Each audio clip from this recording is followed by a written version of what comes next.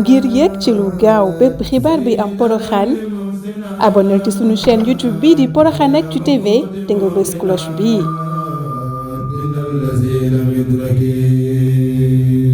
bismillahir rahmanir rahim sallallahu ala sayyidina muhammadin wa ala alihi wa sahbihi wa sallama tasliman شفر بمسس جنة صححت لي رب البرية البدن هزبت غملم القلون بددا فديتني ربي بسر وعلن زلزلت عني عداك بولا رفعت ما زال لي وما بطن مني منورا بفل للوطن باركت لي في من جلا وما استكن وزاهري وباطني فيك سكن ملكتني مددتني يا ذا الزمن وقلت لي بلا انتهاء بالامل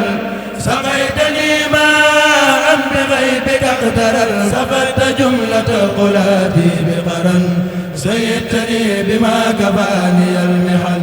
يا من لفلكي بفيدك سهل جذبت لي سرا نفاذ بالفتن بخلفاء منهم ليس الختن نفعتني بذي الفرود والسنن والصحب والأملاك عظمت المنن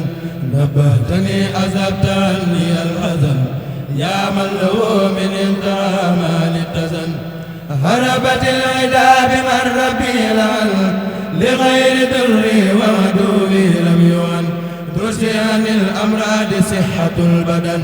ودعا ربي مخرجي بددا الجنة التي وعد المتقون للعبد الخديم الذي كان له بكرمه الباقي القديم ولا غرور ولا استدراج ولا آفة ولا كدر والله على ما نقول وكيل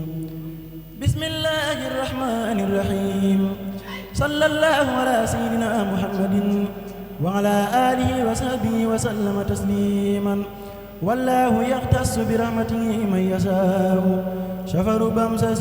جنة صفيت عمري وكفيتني الخجل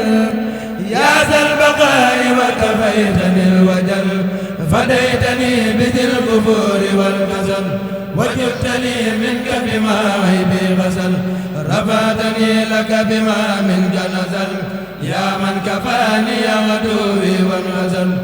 بردتني من كل شك وملل وكل ما رددت من الملل مددت لي ما لا يفارق الجزل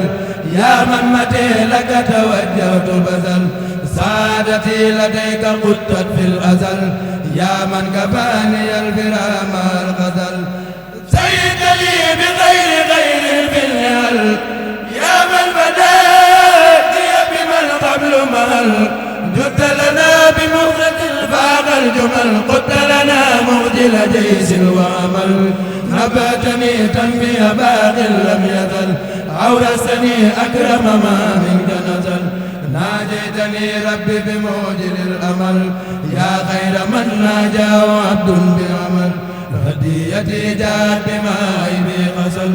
وقلت لي ما ليس ينهوه كسل ترس حياتي عن سقاء وخجل بقاء من أورثني ذكر الأجل ترس حياتي عن سقاء وخجل بقاء من أورثني ذكر الأجل إلى الجنة التي وعد المتقون لناظم هاتين القصيدتين المعروف عند الملأ الأعلى بالعبد الخديم كان له بكرمه الباقي القديم والله على ما نقول وكيل ngir yéeg ci lu gaaw bépp xibaar bi am Porokhane abonneel ci sunu chaîne YouTube bii di Porokhane Actu TV te nga bës cloche bii.